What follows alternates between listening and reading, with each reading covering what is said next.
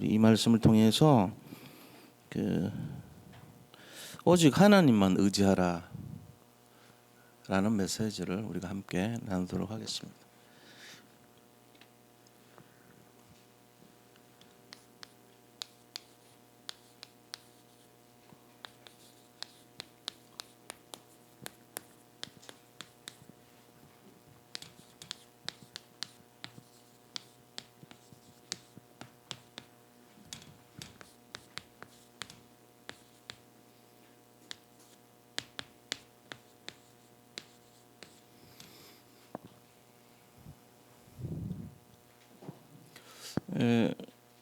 우리가 좀 이제 서론적으로요.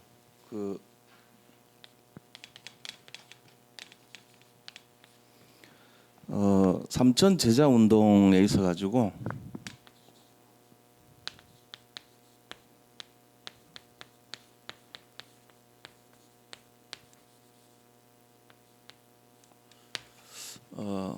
이거를 하기 위해서 실제적으로 생각을 해봐야 될 것이 이 복음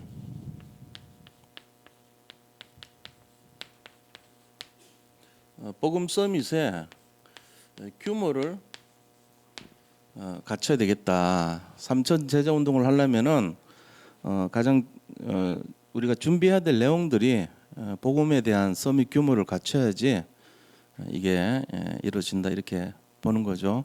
그래서 이 복음 서밋 규모 내용을 보면은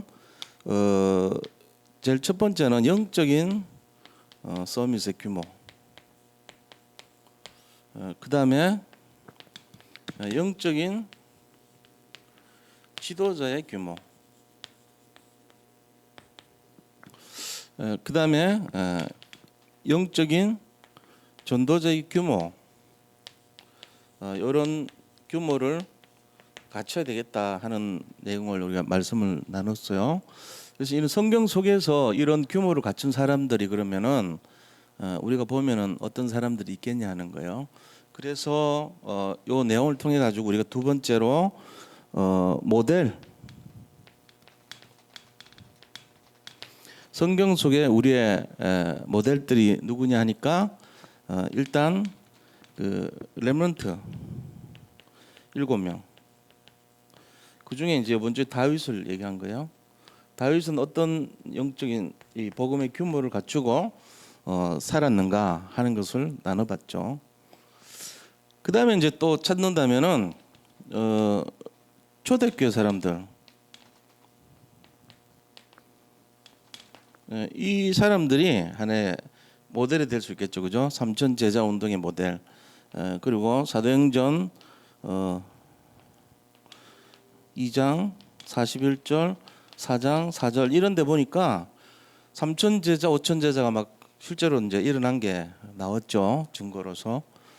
그러고는 또 볼 수 있는 게 히브리서 11장에 나오는 이제 인물들 볼 수가 있겠고, 그리고 또 아울러서 로마서 16장의 사람들 이런 내용들을 우리가 하나의 모델로 볼 수가 있다는 거예요.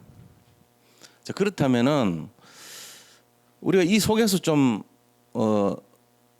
이분들이 도대체 뭘 어떻게 했길래 이게 됐냐 하는 걸 생각을 해봐야 되겠죠. 요번 주 강단이 요거예요. 이제 요 다음 순서는 그러니까 요거 했잖아요 우리가, 그죠? 그 다음 순서는 요걸 했단 말이에요. 그렇다고 어떤 요셉의 규모, 그다음 또 사무엘의 규모, 뭐 다윗의 규모 이거는 좀 그렇죠. 뭐 모세의 규모 해가지고 또 일주일 늘려먹고 그건 아니잖아. 이제 하나 하면 다 된 거예요. 그 다음이 뭐가 돼야 되냐? 이 속에 이 사람들이 그렇게 했던 거의 원리가 뭐냐는 거. 이거 찾아내면 되죠. 그래서 삼천 제자 운동을 이제 우리가 할 때 이제 참고적인 방향이란 말이야. 이게 어떻게 이 사람들이 이렇게 됐지? 똑같은 메시지를 들었는데 어떤 사람은 되고 우리는 왜 안 되지? 이제 차이가 있잖아요. 뭔가 왜 저 사람은 유광수 목사님 되고 왜 우리는 안 되지? 뭐 이런 거 목회자끼리 그럴 수 있잖아요. 똑같이 했어요. 그 뭐 틀리게 한 거 없거든. 똑같이 한 거예요. 같이 성경 읽고 같이 신학교 나왔고 뭐 같이 공부했고 같이 또 복음 사랑하고 다 똑같이 했는데 왜 우리는 좀 덜하고 그분은 막 이렇게 응답 많이 받고 하는 것 같이 보이냐는 거예요. 이 부분에 대한 답이 나와야 되거든. 그렇다고 뭐 똑같이 따라한다고 되는 것도 아니에요. 가장 중요한 키는 우리가 있는 게 아니에요. 우리가 아니에요. 이제 이걸 알아야 돼. 가장 중요한 키는 하나님으로부터 시작된다는 거예요. 이제 세상 사람들은 그걸 가지고 좀 엉터리로 말을 많이 합니다. 엿장수 맘대로 이런 말 하거든. 이제 우리는 좀 그래 말하면 안 되지. 우리는 하나님의 절대 주권 이렇게 표현을 해줘야 돼. 엿장수 맘대로 이거는 너무 무식한 말이고 하나님 맘대로 하시는 거예요. 우리가 그걸 따질 수가 없어요. 하나님 나는 뭐 이렇게 안 했습니까? 나 똑같이 했잖아요. 나도 기도했고 말씀 받고 전도했는데 왜 나는 안 되는 것 같습니까? 이럴 수 있단 말이에요. 왜 나는 굉장히 힘듭니까? 갈등이 왜 이렇게 많습니까? 하나님의 뜻에 의해서 되는 거예요. 그러니까 그거를 어떻게 봐야 되냐면은 범사에 감사하면 돼요. 그거 갖고 따지지 말고 따지는 것 자체가 벌써 틀린 거예요. 이게 하나님의 절대 주권을 아는 사람은요 범사에 감사하는 거예요. 내가 감옥 가도 감사하고 왕이 돼도 감사하고 죄인이 돼도 감사하고 따질 필요가 없어요. 내가 병들어도 감사하고요. 뭐 부도 나도 감사하고요. 범사에 감사하라고 그랬잖아요. 복음 이만큼 받았으면 도대체 뭐 더 줘요? 줄 게 없어요, 사실은. 지금 내가 왜 이렇게 됐습니까? 그건 어떻게 하다 보니까 우리의 잘못이 아니에요. 세상의 시간표, 시줄과 날줄과 세상 말로 뭐 이렇게 엮이고 저렇게 엮이다 보니까 우리가 이렇게 된 거예요, 이 모양이. 얘가 어떻게 하다 보니까 요 색깔이 된 꽃도 있고 요런 꽃도 있는 거예요. 따지면 안 돼. 그냥 감사하면 돼. 얘는. 얘들은 뭐라고 따질까? 나를 왜 잘랐냐고. 나는 태어날 때부터 이래 태어난 건 아닌데 왜 나를 잘랐냐고. 내가 여기 꽂힐 인생이냐? 내 여기 저 화생이냐? 그러면서 따질 수 있죠. 내가 뭘 잘못했습니까? 이러면서. 그러면 안 돼요. 범사에 감사하시기 바랍니다. 이게 절대주권 신앙이라니까. 자, 근데 우리가 굳이 좀 따지자면 세 번째. 어떤 뭔가 이렇게 되는 이 하나의 인도가 있을 거 아닙니까? 복음의 규모가 이제 이런 거라면 모델은 이런 사람들이에요. 그렇다면은 우리도 똑같은 요게 응답으로 올라면 어떻게 해야 되겠냐? 우리도 동일한 응답 받고 싶다. 이럴 때 제일 첫 번째가 절대 주권이라고 그랬잖아요. 하나님의 절대 주권을 인정하라는 거예요. 나 왜 이렇게 나도 좀 세상 말로 여자들 같으면은 나도 그냥 제대로 살았잖아요. 나도 왜 저 재벌 부인이 못 됩니까? 똑같이 살았는데 내보다 못한 사람들이 왜 저렇게 잘 됩니까? 이럴 수 있거든요. 남자들도 마찬가지예요. 나보다 공부도 못한 애들이 왜 저렇게 잘 됩니까? 이럴 수 있거든. 이게 절대 주권이에요. 하나님이 지금 여기 앉아 있는 게 이게 응답이라 우리가 몰라서 그렇죠. 근데 여기 있으면서도 난 실패했는데 나는 진짜 알고 보면 난 진짜 세상에서 제일 진짜 형편없는 인간이 된 건데 이러고 앉아 있다면 이거 의미가 없어요. 예수 믿는 것 아니에요, 이 사람들. 진짜 똑바로 생각해 보세요. 여기 계신 분들 통장에 지금 한 5억씩, 10억씩, 20억씩 들어있는 거 보고 나는 성공해서 이래 생각하는 수준이면 그 사람 실패한 인생입니다. 제가 볼 때는. 그거 아닙니다. 저도 옛날에 막 돈 많이 생기면 좋을 것 같아갖고 그런 생각 많이 가졌어요. 근데 아니에요. 진심으로 그렇습니다. 돈 없어도 상관없어요. 명예 없어도 상관없어요. 우리가 이 마음이 진짜가 돼야 그때 진짜 믿는 거예요. 지금 만약에 그게 아니고 그래도 아닙니다. 이러면요. 그래도 이러면요. 그거 전부 엉터리예요. 그러니까 우리가 제일 약한 그것이요. 나를 방해하고 있다니까. 내가 가장 약한 거 자기가 제일 잘 알아요. 사실은. 제일 약한 게 어딥니까 지금.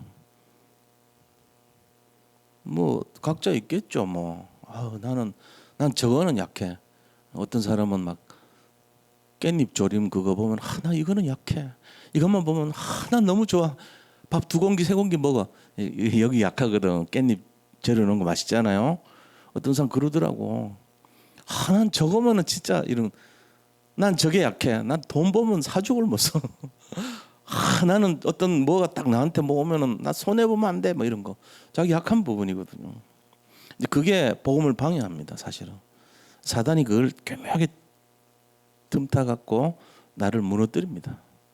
그러니까 우리가 세상이 감당치 못할 사람 돼야 돼요. 그러려면 그거를 진짜 알아야 돼. 그게 이제 오늘 열쇠인데 복음에 개인합니다.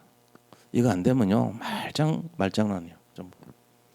자, 절대 주권 인정하는 게 첫째라면 두 번째는 복음에 개인화예요. 자, 그래서 이 복음에 개인화되면 뭐가 오죠? 복음이 개인화돼 버리면 코로나가 못 들어와요. 내 이 무장을 못 들고 들어오니까 믿음이 전신갑주가 돼가지고 흑암이 무릎을 꿇게 됐단 말이에요. 이게 제일 중요하잖아요. 그러니까 제일 중요한 키가 뭐냐? 복음에 개인합니다. 남들이 날 알아주든 안 알아주든 관계없어. 나는 복음으로 무장된 사람들. 복음이 개인화돼야 돼. 이게 원주 수요일 주일 강단 말씀입니다. 사탄이 무릎 꿇는 복음의 개인화. 사탄이 무릎 꿇을 수밖에 없어요. 근데 복음의 개인화가 안 되면은 사단이 막 치고받는 우리 인생이 되는 거예요. 사단의 놀이개감 되는 우리 인생 이래 되겠죠. 왜요? 복음이 개인화 안 됐으니까. 복음을 좋아는 해.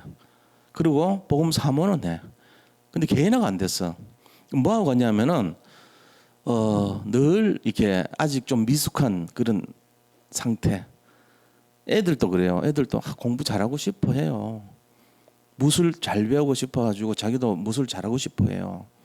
또 컴퓨터 잘 하고 싶어 해. 이럴 때면 뭐든지 잘 하고 싶어 해. 근데 알기는 아는데 안 되는 상태 있잖아요. 그게 개인화가 안 된 상태거든. 좀 미숙한 상태. 그러니까 그때 누가 들어오냐면은 마귀가 와가지고 막 뺨때고 막 때립니다. 너 지금 안 되지 그러면서 계속 때린다. 근데 딱 개인화되는 순간 어떻게 되겠어요? 도망가요 얘들이. 근처에도 못 옵니다. 왜? 당하거든.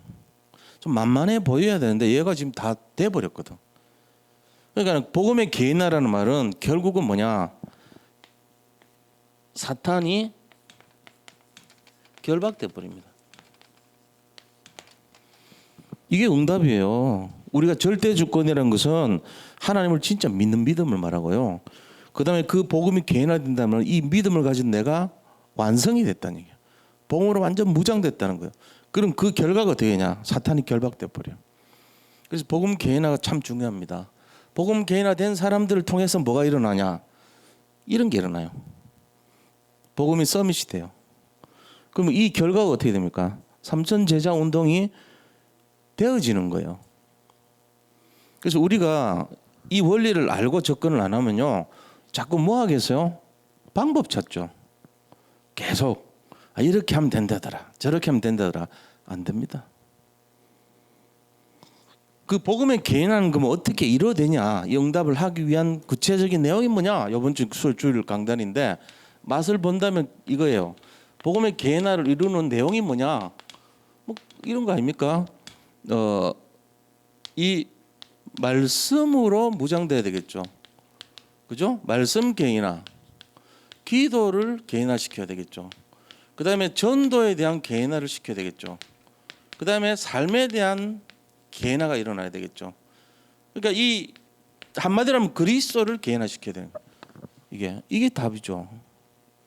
말씀과 기도와 전도와 삶, 한마디로 그리스도, 이게 개인화되면 끝나는 거예요. 여기에 대해서 어떻게 할 것인가? 이게 이제 이번 주 주일 제가 이렇게 좀 풀어 나가야 될 내용이겠지만요. 이거를 해야 된다는 거예요. 우리가 주일에 이제 제가 이제 여기 들으신 분들은 강단에 대한 기대가 좀 떨어질 수도 있어요. 근데 이거 굉장히 중요한 내용입니다, 사실은. 이거 되면은 사실은 뭐 세상 말로 어떤 문제와도 상관없어요. 왜요? 복음이 개인화돼 버리면 그 문제를 오히려 뭘로 바꿀 수 있어요? 전부 기회가 되는 거예요. 코로나 19 바이러스가 왔다, 전부 기회돼요. 오히려 두려움이 아니고 그것 때문에 오히려 더 할 일이 많이 생겨. 이 복음 가진 사람은 그것 때문에 더 사람 살릴 사람이 기회가 생겨. 그것 때문에 더 눈이 열려버려. 그것 때문에 더 깊이 들어가. 전부가 응답이 되는 거예요. 오히려 우리는 교회이기 때문에 막 사람들 힘들어질까 봐 걱정도 하고 이러잖아요. 그럴 필요가 없어요. 왜? 하나님이 모든 것을 합력해서 선을 이룬다 그랬거든요.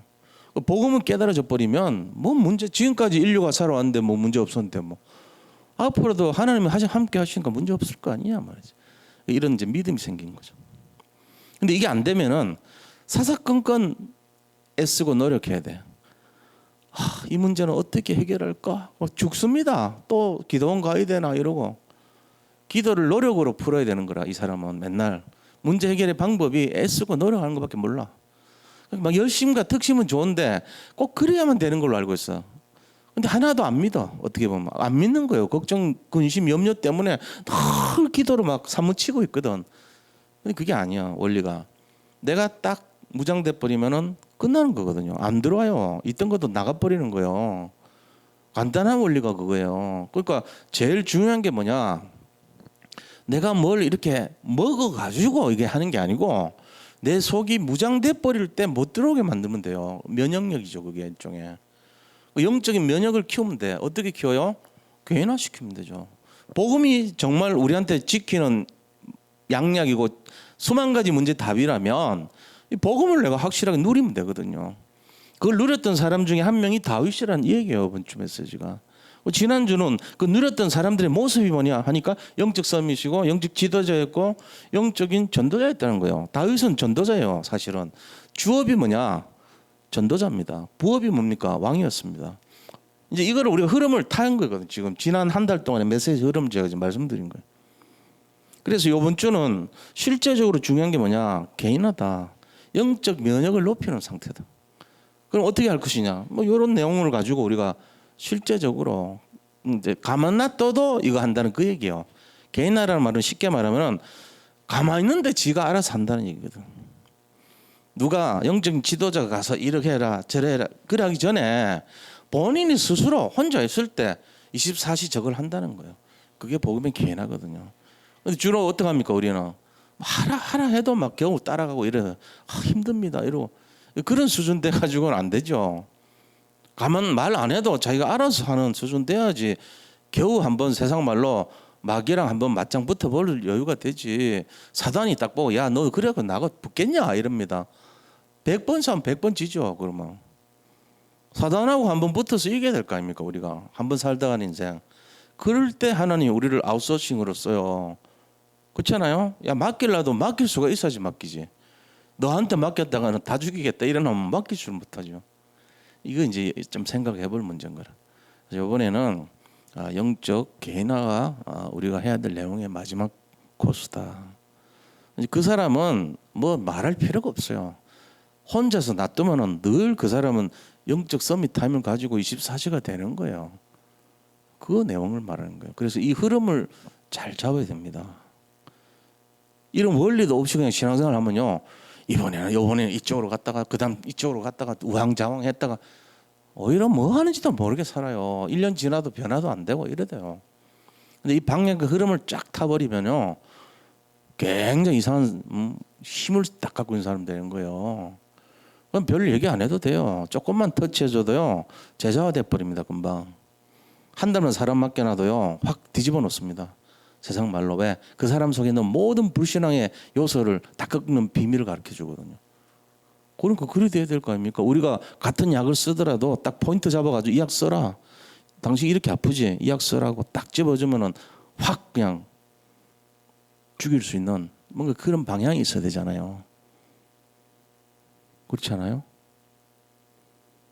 이 부분을 제가 이제 제가 한 게 아니고 좀 분명히 잡자 이 얘기예요. 제 말씀. 자, 그렇다면은 오늘 우리가 뭡니까? 오직 우리가 하나님만 우리가 의지해라. 이 메시지를 봐야 되잖아요. 이거 복음의 개인화 내용입니다. 일종의. 하나님만 바라보는 게 복음의 개인화 아니에요. 뭐 어떻게 우리가 의지해야 될 것인가? 그 하나님을 알아야 되겠죠. 첫 번째는요.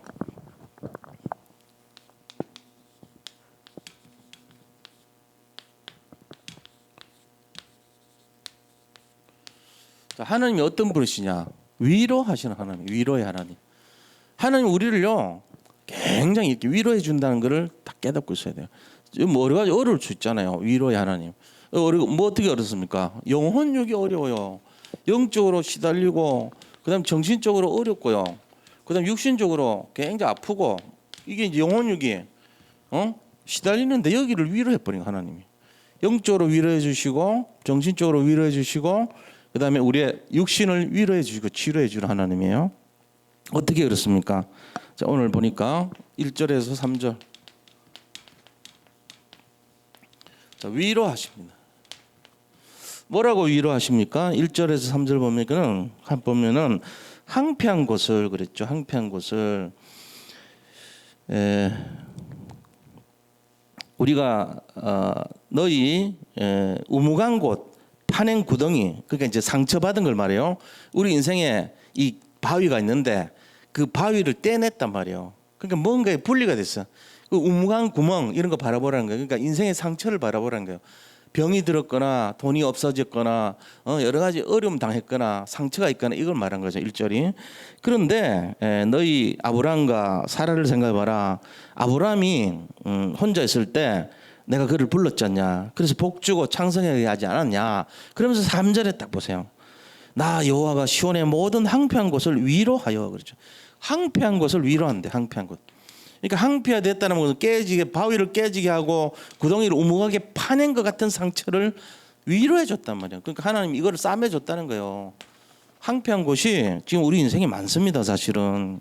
그래서 그 사막을 어디 같이요?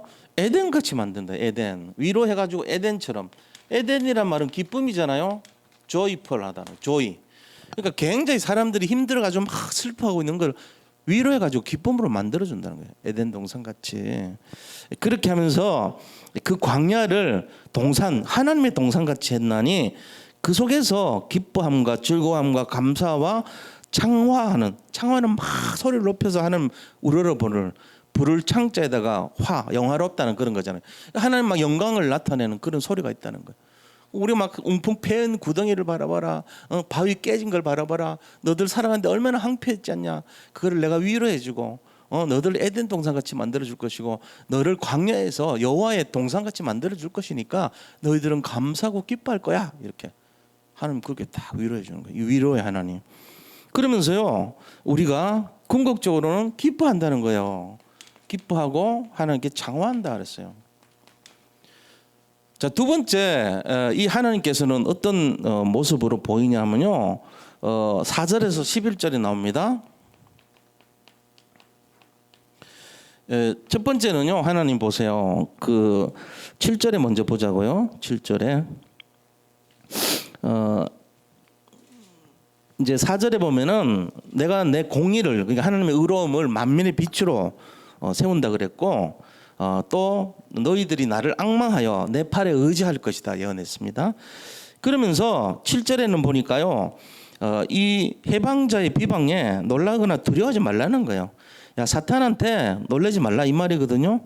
7절에 의를 아는 자들아, 구원받은 하나님 자녀예요. 마음에 내 율법이 있는 백성들아, 너희는 내게 듣고 그들의 비방을 두려워하지 말라. 그들의 비방에 놀라지 말라. 두려워하거나 놀라지 말래요. 사탄이 너희들 막 우는 사자같이 막 삼키려 그럴 때도 두렵거나 놀라지 말라는 거예요. 두려워하지 말고 놀라지 말라는 거죠. 이게 7절 나오는 말씀이잖아요. 8절에는 뭐라 했습니까? 8절에 보니까 공의 하나님께서 좀벌레 같은, 그죠? 옥같이 좀이 그들을 먹을 것이며 양털같이 좀벌레가 그들을 먹을 것이나 나의 공의는 영원히 있겠고 나의 구원은 세세에 미치리라. 그러니까 하나님의 구원하시면요 그런 좀 같고 좀벌레 같은 그런 것들을 다 파멸시킨다는 거예요. 이것이 좀벌레가 하나의 말하자면 사탄 아닙니까? 악령들. 여기에 대해서 놀라지 말고 8절 담대하게 싸우라는 거예요. 그 다음에요 9절에 보세요. 9절 보면은 용이라고 했어요. 용을 찌르사 그랬어요. 하나님 용을 찔러버린다. 그 용이란 게 결국 사탄을 상징하는 거예요. 그죠? 그래서 여호와의 팔이여 깨소서 능력을 베푸소서 옛날 예시 때에 깨신 것 같이 하소서 라합을 점이시고 용을 찌르시니가 어찌 주가 아니시며. 그러니까 이게 전부 다 공격을 한단 말이에요. 깨트리고. 근데 옛날 창세기 3장의 그 옛뱀 그때와 같이 이들을 찌르라는 거예요. 그러면서 그 용이 이제 옛뱀입니다. 옛뱀 그 사탄을 찔러버리라는 거예요. 그렇게 하죠. 그 용, 사탄 이것도 찌른다는 거예요. 그 다음에 10절에 보세요. 10절 보면은 바다를 넓고 깊은 물을 말리시고 바다 깊은 곳에 길을 내어 구속받은 자들을 건너게 하시니가 어찌 주가 아니십니까? 이 바다는 뭘 말하죠 도대체? 홍해입니다. 홍해를 건너게 하신 분이 하나님 아닙니까? 그러니까 홍해도 건너는 그 장애물도 건너게 하는 분이 하나님이신 것을 믿으라는 거예요. 이 홍해 사건 이후로 이사야는 굉장히 많이 시간이 지났어요. 그러니까 결국은 창세기 3장도 이기신 하나님, 그리고 홍해 출애굽기 홍해를 건너게 하신 하나님 기억하라는 그 얘기입니다. 지금 이걸 지금 얘기하고 있는 거예요. 자, 우리가 여기서 뭘 받아야 돼요? 위로를 받아요. 위로의 하나님이시니까. 위로란 말은 우리한테 여러 가지 그 일절의 사건들이 있다는 얘기 아닙니까? 한몫을 시킨 그 떠낸 반석과 우무강 구덩이. 그러니까 이 마음에 얼마나 힘들겠어요. 인생이 우무강 구덩이 같이 막 뭔가 패어졌다고. 우리로 말하면 가슴을 도려내는 사건. 그게 이제 이 과거의 아픔이란 말이에요. 그거를 사단의 공격으로 힘들어할 때 두려워하지 말라는 거예요. 힘내시기 바랍니다. 지금 이거예요. 지금 우리 뭐 주변에도 뭐 코로나 바이러스가 어떠고 뭐 신종이 어떠고 두려워하지 말라는 거예요. 이게 하나님 바라보는 시각이 돼야 됩니다. 우리가 조심은 해야 되죠. 마스크는 쓰고 조심은 해야지만 이게 하나님 심판일 수 있어요. 우리는 미치지 않아요. 믿는 사람에게 하나님 주시는 보호가 있단 말이에요. 그렇잖아요. 그러니까 우리가 이 위로의 하나님을 잘 이해하시라. 자, 두 번째는 그럼 뭘 해야 되냐? 자, 의지.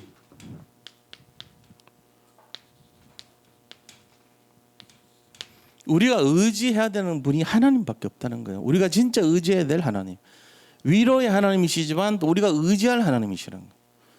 이 하나님을 잘 봐야 돼요. 그래서 의지의 대상인 하나님. 자, 12절 13절.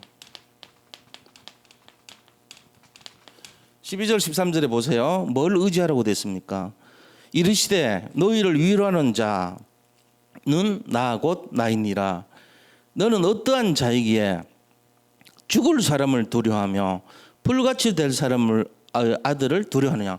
야, 풀은 시드는데 그 왜 풀같이 될 사람 왜 두려워하냐? 왜 죽는데 죽을 사람 왜 두려워하냐? 이게 마태복음 25장 41절에 보면은 왼편에 있는 자들에 대한 거거든요. 마단, 사단, 마귀, 그 졸개들, 그죠? 그 이들을 위해서 예비된 그 영영한 지옥이 있잖아요. 근데 뭘 두려워하냐 이렇게 말을 하는 거예요. 그래서 12절에 보니까 죽은 자, 그 다음에 풀 같은 자, 두려워하지 말라는 거예요. 두려워하지 말라는 거예요. 그러면서 13절 보니까 뭐라고 돼 있냐면요, 하나님을 기억하래요. 13절. 하늘을 펴고 땅의 기초를 정하고 너를 지은 자 여호와를 어찌하여 잊어버렸느냐. 잊지 말라는 거예요. 기억하래요. 그러면서 너를 멸하려고 준비하는 저 학대자의 분노를 어째서 항상 종일 두려워하느냐. 학대자의 분노가 어디 있느냐. 이제 이런 거예요. 하나님이 볼 때 학대자 그 사탄의 졸개들 아무것도 아니라는 거예요. 풀 같고 죽을 자들 같은 존재들이란 겁니다. 걱정할 필요가 없다는 거예요. 오직 우리가 두려워할 분은 누구냐? 하나님밖에 없다는 거죠. 자, 그래서 하나님만 기억하라는 거예요. 세상 거 두려워하지 말라는 거죠. 이 얘기입니다. 오직 하나님만 기억하라. 자, 두 번째는요, 14절 15절입니다. 14절에서 16절. 14절에서 16절 보면요, 결박된 포로가 속히 놓일 것이니 죽지도 아니할 것이요 구덩이로 내려가지도 아니할 것이며 그 양식이 부족하지도 않대요. 내 지금 삶도 다 지켜줄 것이고 가난도 하나님 지켜줄 것이고 내 포로된 것도 해방시켜줄 것이고 우리 하나님께서는 만민을 위해서 오신 분이란 거예요. 그래서 15절에 나는 너 하나님 여호와라. 바다를 휘저어서 그 물결을 뒤흔들게 하는 자이니 그의 이름은 만군의 여호와니라. 우리를 보호하시고, 자 14절에서 16절, 이 하나님 어떤 분이냐? 우리를 보호하신대요. 그리고는요, 만군의 여호와라. 만군의 여호와라는 말은 뭔 얘기입니까? 모든 사람을 살리는 여호와, 전 세계 모든 사람들의 여호와란 거예요. 하나님이란 거예요. 꼭 걱정하지 말라는 거죠. 우리는 하나님 자녀고요. 하나님은 우리의 아버지시고요. 뭘 걱정하느냐 이 얘기하는 거예요. 너희들이 아무리 포로로 잡혀 있더라도 죽지 않을 것이고 내려가지도 않고 양식도 부족하지 않다 그랬잖아요. 그러면서 16절에 뭐라고 돼 있어요? 내가 내 말을 너의 입에 두고 내 손그늘로 너를 덮었으니 이는 내가 하늘을 펴며 땅의 기초를 정하여 시온에게 이르기를 너는 내 백성이라 말하기 위함. 내 백성이 된 내 백성. 하나님의 백성이 우리는 그러니까 하나님 백성 된 것이 응답입니다. 우리가 의지할 거는 하나님밖에 없어요. 위로의 하나님이고 우리의 의지의 대상이신 하나님이란 거예요. 걱정할 필요 없죠. 그래서 오직 어떻게 해요? 하나님을 의지하라는 거예요. 어떨 때요? 어떤 문제와 사건 내용 상관없다는 거예요. 우리가 포로됐건 속국됐건 노예됐건 관계없다는 거예요. 이게 지금 우리 모습입니다. 혹시 지금 어떻게 하죠? 이 문제는 어떻게 하죠? 하는 분 계세요? 걱정하지 마세요. 움푹 패인 구덩이도 있을 것이고 깨진 파편 같은 인생이 날마다 일어나요. 근데 하나님이 야 너희들 생각해봐라. 너희들 지금까지 상처 깨진 함석 같고 움푹스러운 구덩이 같았지만 걱정할 필요 없다. 왜 너희들 두려워하니? 저 풀같이 될 것이고 정말로 죽음 기다리고 있는 저것들 왜 무서워하느냐? 너희들은 내 자녀 아니냐? 너희들이 바라보고 의지할 것은 나밖에 없지 않냐? 하고 위로해 주신다는 거죠. 이거를 잘 잡으셔야 돼요. 그러면서 세 번째 어떤 하나님이십니까? 세 번째 도우시는 하나님. 하나님 우리를 도우시는 분이세요. 도와준다는 말이에요. 자, 이게 17절에서 20절에 나와요. 그래서 17절에서 20절 중에 19절 먼저 보자고요. 19절에 보니까 어떻게 됐습니까? 이 두 가지 일이 너에게 닥쳤으니. 그래서 두 가지 일이 뭐냐? 항폐와 멸망이래. 항폐와 멸망. 그 다음에 기근과 칼. 근데 누가 너를 위로하랴? 진짜 위로하는 게 누구냐? 마귀냐? 하나냐? 하나님이시 위로해 주죠. 위로의 하나님이니까. 앞에 두 가지 사건이 17절에 18절에 두 가지 사건이요. 항폐하고 칼 같은 일이 일어난 거예요. 뭐라 그랬습니까? 여호와의 손에서 그의 분노의 잔을 마신 예루살렘이요. 분노의 잔을 왜 마셨어요? 우상숭배 자꾸 하니까. 그래서 황폐하게 되고 멸망이 이른 것이고 진노가 일어났던 거예요. 그리고 칼이 다가온 것이고요. 왜 그 진노의 잔을 마셨냐 이거예요.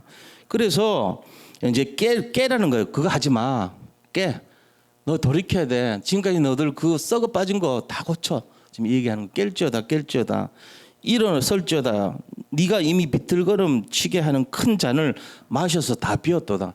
그러니까 그 죄악의 잔을 들이켰다는 거예요. 우상숭배의 잔을.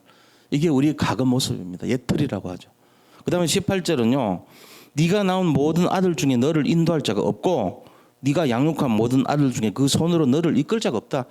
지도자가 없는 시대가 돼버렸어요. 전부 자기 속에는 어른대로 살았던 거예요.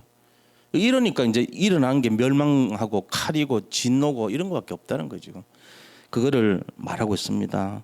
그래서 하나님께서 19절에 이 두 가지 일이 닥쳤으니 누가 너를 위로하냐? 위로해 하나님이 위로해. 19절 보니까 진짜 위로하시는 분은 하나님밖에 없다는 거. 그걸 다시 한번 강조하고 계십니다. 너들이 이렇게 죄를 지어가지고 너들 그런 엄청난 어려움을 당했지 않냐? 앞으로 당할 거 아니냐? 그런데 그때 누구를 바라볼 거냐? 내가 너희를 위로하는 하나님이란 거예요.